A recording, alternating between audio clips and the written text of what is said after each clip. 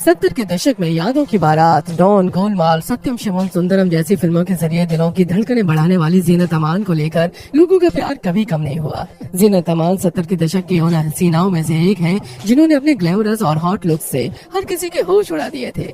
Traditional कपड़े हो या फिर वेस्टर्न लुक, हर एक आउटफिट में वो बोल्डनेस का तड़का उस जमाने में भी लगाना जानती थी। ऐसा भी कहा जाता है कि जीनत ही बॉलीवुड में फैशन का नया ट्रेंड लेकर आई थी। लेकिन बहुत कम लोग जानते हैं कि जीनत की दिल चुरा लेने वाली हंसी के पीछे कई गम छुपे हुए हैं। किसी को अंदाजा भी नहीं होगा कि जीनत ने अपनी निजी जिंदगी में इतना दर्द सहा, इसलिए फिल्मों से ज्यादा एक्ट्रेस अपनी निजी जिंदगी को लेकर सुर्खियों में रही। प्यार हुआ, एक बार नहीं दो बार हुआ, शादी भी हुई, लेकिन प्यार दोनों बार मुकम्मल नहीं हो सका। पहली शादी से तो कभी न भूलने वाले वो दर्द मिले जिसको एक्ट्रेस 40 साल तक सहती रही। जीनत अमान ने अपनी निजी जिंदगी में जो दर्द सहे वो नासूर बन चुके थे। क्या आप जानते हैं एक एक्टर ने भरी महफिल कर दी थी जीनत अमान की पिटाई, टूट गया था जबड़ा, खराब हो गई थी आँख। आज जानेंगे जीनत अमान की जिंदगी से जुड़ी वो बातें जो बहुत कम लोग जानते हैं। 70 और 80 के दशक में लोगों की जुबान पर बस एक नाम चढ़ चुका था, जीनत अमान, जिन्होंने 70 के दशक में कई एक्ट्रेसेस को कांटे की टक्कर दी। उनकी फिल्मों में ग्लैमर का तड़का सिर्फ उनकी खूबसूरती के कारण ही लगता था। बोल्ड सीन देने से जीनत को कोई परहेज नहीं था। यही वजह थी कि उनका करियर तेजी से बढ़ता जा रहा था। साल 1976 से 1980 के बीच जीनत अमान सबसे ज्यादा पैसा कमाने वाली अदाकारा हुआ करती थी। जीनत की खूबसूरती के किस्से पड़ोसी मुल्क पाकिस्तान तक में हो रहे थे। जीनत अमान का जन्म 19 नवंबर 1951 को मुंबई में मुस्लिम परिवार में हुआ था। उनका नाम जीनत खान था। बाद में उन्हें जीनत अमान के नाम से फेम मिला। उनके पिता अमानुल्लाह खान मुस्लिम परिवार से ताल्लुक रखते थे, वहीं उनकी मां वर्दनी करवस्ते महाराष्ट्रियन ब्राह्मण थी। पिता मुगल आजम जैसी बेहतरीन फिल्म के स्क्रिप्ट राइटर थे। जब जीनत छोटी थी तभी उनके माता पिता का तलाक हो गया था। इसके बाद वो अपनी माँ के साथ रहती थी। जब वो 13 साल की हुई तो उनके पिता का निधन हो गया। इसके बाद उनकी माता ने एक जर्मन व्यक्ति से शादी कर ली। इसके बाद माँ जीनत को लेकर जर्मनी चली गई। जीनत अमान का बचपन उथल पुथल से भरा था, जिसका असर उनकी पढ़ाई पर भी था। पेरेंट्स के तलाक होने के पहले जीनत की आधी पढ़ाई मुंबई में हुई। पिता की मौत के बाद जब माँ ने दूसरी शादी की तो जीनत को माँ के साथ जर्मनी शिफ्ट होना पड़ा, जिसके बाद जीनत की ग्रेजुएशन की पढ़ाई अधूरी ही रह गई। पढ़ाई अधूरी रह जाने के बाद जीनत ने फेमिना मैगजीन के लिए काम करना शुरू कर दिया। मतलब कि जीनत ने करियर की शुरुआत पत्रकार के तौर पर की थी। फैशन मैगजीन में काम करने के दौरान जीनत को मॉडलिंग की तरफ झुकाव होने लगा। इसके बाद वो मॉडलिंग करने लगी। खूबसूरत होने की वजह से जीनत को पॉजिटिव रिस्पांस भी मिलता रहा और वो मॉडलिंग की फील्ड में आगे बढ़ती गई। 19 साल की उम्र में उन्होंने फेमिना मिस इंडिया और मिस एशिया पैसिफिक इंटरनेशनल के अवार्ड अपने नाम किए। ये खिताब जीतने वाली वो पहली साउथ एशियाई महिला बनी। इसके बाद वो देश विदेश हर जगह की मैगजीन कवर पर छा गई। मॉडलिंग में काफी नाम कमाने के बाद जीनत ने फिल्मों का रुख किया। उन्होंने फिल्म हलचल में डेब्यू किया था। इसके बाद जीनत फिल्म हंगामा में नजर आई, लेकिन पहली फिल्म की तरह ये भी बॉक्स ऑफिस पर औंधे मुंह गिरी। लगातार असफलता हाथ लगने के बाद जीनत ने सोचा कि अब वो फिल्मों में काम नहीं करेंगे, लेकिन वो देवानंद ही थे जिनकी कही एक बात से जीनत अमान रुक गयी। देवानंद ने जीनत अमान से कहा कि वो बस फिल्म हरे राम हरे कृष्णा कर ले। इसके बाद अगर ये फिल्म हिट हो गई तो वो फिल्म इंडस्ट्री में छा जाएगी। उन्होंने ये भी कहा कि अगर फिल्म फ्लॉप हो जाती है तो वो जो चाहे वो करे। फिल्म हरे रामा हरे कृष्णा रिलीज हुई और इस फिल्म ने बॉक्स ऑफिस पर जबरदस्त कमाई की।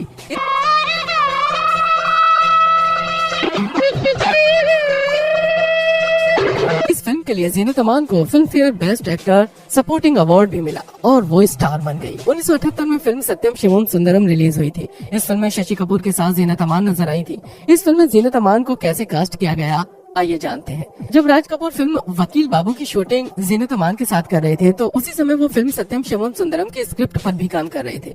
वो अक्सर शूटिंग ब्रेक के दौरान फिल्म की कहानी के बारे में जीनत समेत और लोगों से चर्चा करते थे। ये फिल्म किरदार रूपा के बारे में ज्यादा बात करते थे। वो जिस तरीके से रूपा के रोल के बारे में जीनत अमान से बात करते, जीनत अमान उस रोल से उतना ही प्रभावित होती। इसी दौरान जीनत अमान ने रूपा बनने का फैसला किया। वो एक दिन घाघरा चोली पहने और रूपा की तरह टिश्यू पेपर से घाव बनाकर राज कपूर के सेट पर पहुंच गई। उसके बाद जीनत अमान ने बाहर खड़े आदमी से कहा कि राज कपूर से कहो कि रूपा आई है। फिल्म के कॉस्ट्यूम और जले हुए चेहरे के साथ पहुंची जीनत को देखकर राज कपूर काफी हैरान हो गए और उन्होंने अपनी पत्नी को कॉल करके कहा कि देखो इस लड़की ने क्या कर दिया है। इसके बाद राज कपूर की पत्नी ने सोने के सिक्के देकर जीनत अमान को आशीर्वाद दिया और वो इस तरह से फिल्म रूपा के रोल के लिए चुनी गई। लाचार हूँ बेटी, बहुत लाचार हूँ। आज मेरे पास 4 पैसे होते तेरे हाथ में लेकर देता। तुझे तेरे घर पहुंचा देते बेटी। एक वक्त ऐसा था जब हर ग्लैमरस रोल के लिए जीनत को ही अप्रोच किया जाता था।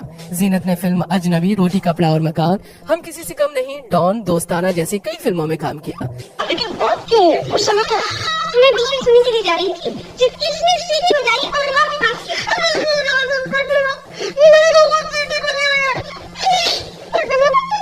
दिग्गज अभिनेत्री अपनी पीढ़ी की सबसे अधिक फीस पाने वाली अभिनेत्रियों में से एक थी और उनकी एक नजर किसी को भी प्यार में डूबने के लिए मजबूर कर देती थी।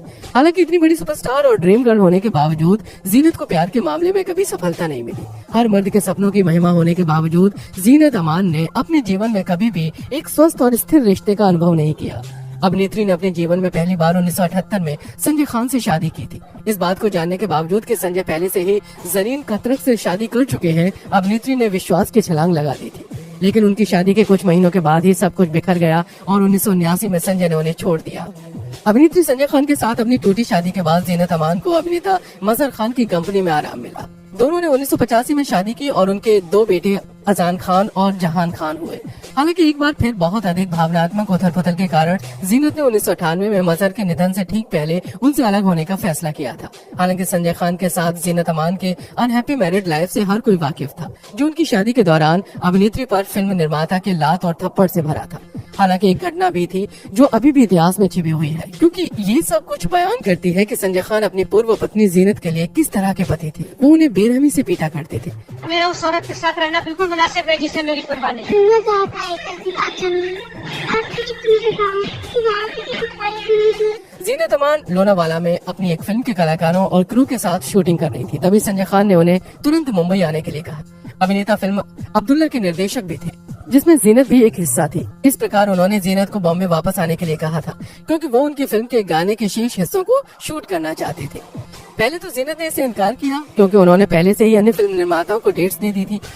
लेकिन क्योंकि वो अपने पति संजय से बहुत प्यार करती थी, इसलिए वो बॉम्बे आ गई। संजय खान के घर पहुंचने के बाद एक्ट्रेस को सूचना मिली कि डायरेक्टर अपनी पत्नी जरीन कतरक के साथ ताज होटल में पार्टी कर रहे हैं। हालांकि जीनत अमान होटल ताज पहुंची और संजय के साथ डेट्स के विषय पर चर्चा करना चाहती थी। जैसे ही संजय को पता चला कि जीनत उनकी पत्नी जरीन कतरक की उपस्थिति में उनसे मिलने के लिए होटल में आई थी, इसके बाद निर्देशक ने अपना आपा खो दिया और होटल के कमरे के अंदर उनकी पिटाई की। उन्हें बालों से उठाने से लेकर फर्श पर लगातार पीटने और इधर उधर घूंसे मारने तक। ये जीनत के जीवन का सबसे काला दिन था। मैं मुस्कुराना भूल गई हूँ। अब कभी नहीं मुस्कुरा सकती, कभी नहीं। जब संजय खान होटल के कमरे के अंदर जीनत अमान को लगातार पीट रहे थे, तब अभिनेत्री को उनके गुस्से से बचाव के लिए न तो कोई कर्मचारी और न ही पार्टी का कोई व्यक्ति आया। हालांकि उस कमरे में प्रवेश करने वाली एकमात्र व्यक्ति जरीन कतरक थी, लेकिन सभी को आश्चर्य हुआ। उन्होंने जीनत को बेरहमी से पीटने के लिए अपने पति को प्रोत्साहित किया और उनकी सराहना की। इतना ही नहीं, जरीन ने एक्ट्रेस को गाली भी दी और संजय से कहा कि वो उन्हें ऐसा सबक सिखाए जिसे वो कभी भूल न पाए। ये पहली बार नहीं था जब फिल्म निर्माता ने अभिनेत्री पर हाथ उठाया था। हालांकि उस दिन जो अलग था वो ये था कि उन्होंने अपने भीतर के जानवर को आजाद कर दिया था। पिटाई के दौरान संजय ने जीनत के सिर पर कई बार वार किया था, जिससे उनकी एक आंख हमेशा के लिए खराब हो गई। पति संजय खान द्वारा इतने अमानवीय तरीके से पीटे जाने के बावजूद जीनत अमान ने पुलिस में मामला दर्ज नहीं कराया था। मैं मुस्कुराना भूल गई हूँ। अब कभी नहीं मुस्कुरा सकती। शायद वो उन्हें अपने पूरे दिल और आत्मा से प्यार करती थी। यही वजह थी कि उन्होंने उनके अमानवीय कृत्यों के लिए सजा दिलाए बिना छोड़ने का फैसला किया। हालांकि जल्दी ये घटना खबरों में आ गई और जीनत के डॉक्टर ने एक पब्लिकेशन को दिए गए इंटरव्यू में खुलासा किया था। ये पहली बार नहीं है जब इस आदमी ने इन्हें पीटा है। एक बार पहले भी जीनत की आंख पर गंभीर चोट पहुंचाई गई थी और पसलियों में इतनी जोर से लात मारी थी कि मैंने टूटने के डर से एक्सरे पर जोर दिया था।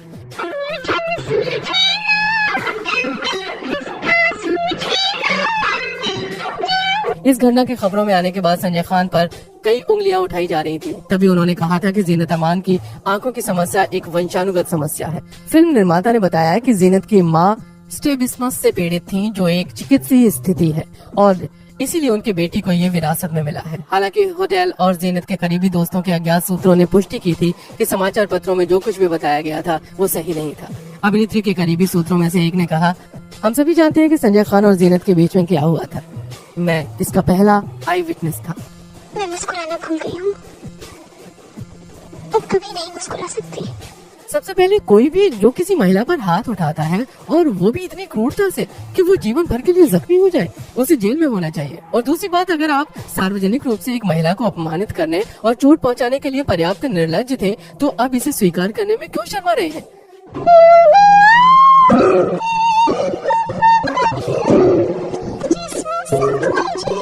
दोस्तों, संजय से अलग होने के बाद जीनत का नाम पाकिस्तान के पूर्व क्रिकेटर इमरान खान के साथ जुड़ा था।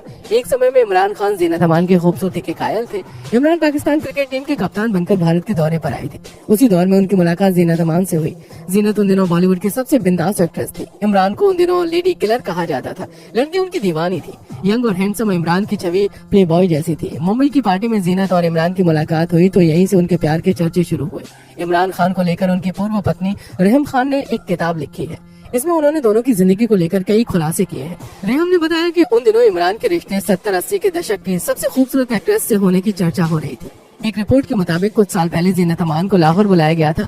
वहाँ के जाने माने मकामी होटल में वो प्रेस कॉन्फ्रेंस कर रही थी। तभी एक पत्रकार ने उनसे इमरान खान से उनके संबंधों को लेकर एक सवाल कर लिया। उन्होंने मुस्कुराते हुए कहा, अब ये पुरानी बातें हो गई हैं, उन्हें दबा ही रहने दीजिए और अब उन्हें भुला देना चाहिए।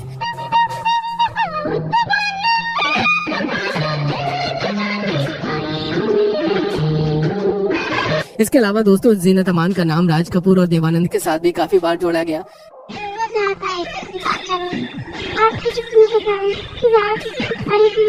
देवानंद ने अपनी बायोग्राफी में खुलासा किया था कि एक बार उन्होंने जीनत से अपने प्यार का इजहार करने के लिए पार्टी रखी थी। इस फंक्शन में फेमस अभिनेता राज कपूर भी शामिल हुए थे। देवानंद ने बताया कि शराब के नशे में राज कपूर जीनत से आकर लिपट गए और जीनत इस हरकत से जरा भी असहज नहीं लगी। जीनत ने भी वैसे ही राज कपूर को अपनी बाहों में भर लिया, जो कि देवानंद को विनम्रता से ज्यादा लगा।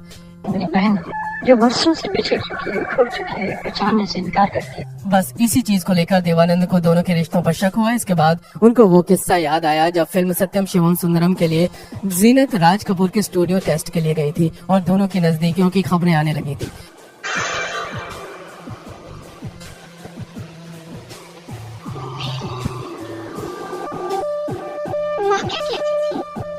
देवानंद ने कहा कि ये अफवाह अब सच होने लगी थी और उनका दिल रो रहा था। चीजें उस समय बदल गई जब नशे में राज कपूर ने जीनत को कहा कि वो अपना वादा तोड़ रही है कि वो हमेशा उनको सफेद साड़ी पहने दिखेंगे।